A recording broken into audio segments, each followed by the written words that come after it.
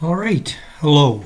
And we're going to look at factoring trinomials that have the form ax squared plus bx plus c, or in other words, ones that have a number in front of the x squared.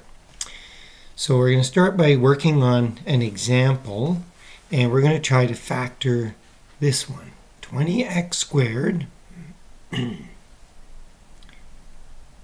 plus 11x minus 3. Okay, so how do we do it? Well, step one should always be that you look for a greatest common factor. And in this case, I look at 20x squared, I look at 11x, and I look at the 3, and there is no greatest common factor.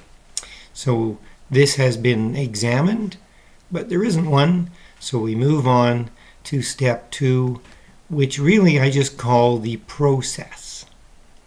And it's something you just have to remember all the steps. Okay?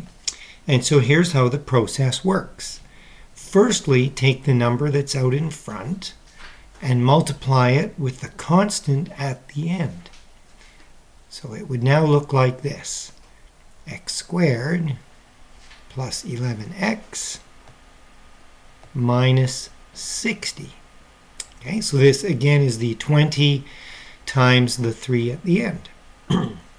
Then I look at this trinomial, which is a simple one to factor because there's no number in front of x squared, and I can immediately go into factoring it. So I know it's going to be x times x. Now all I need are a number times a number that makes 60, or a negative 60, and they have to add up to positive 11. So I'd go through the process. I'd go, well, what about 1 times 60? There's no way I can get those to add up to an 11. And 2 and 30. And again, that's not going to work. 3 and 20. We're getting closer. And finally, I go, what about 4 and 15? So I go, yeah, 4 times 15.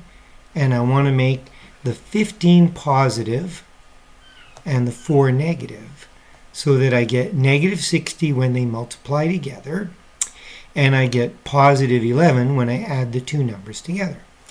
Now this is really important.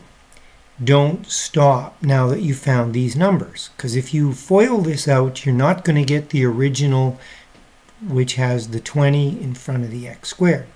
So what you have to remember to do is now divide by the number that you multiplied by in the beginning. Okay, so I divide each number here by the 20. Then I reduce these fractions to lowest terms. So 4 over 20 can divide down into 1 over 5.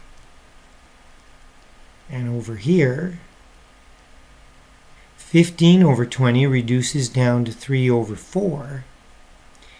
And I have one last thing to do, and that is when you get fractions, we take the bottom numbers of the fraction and we write them in front of the x. So it's kind of like you just take this little guy here and you shift it over to there.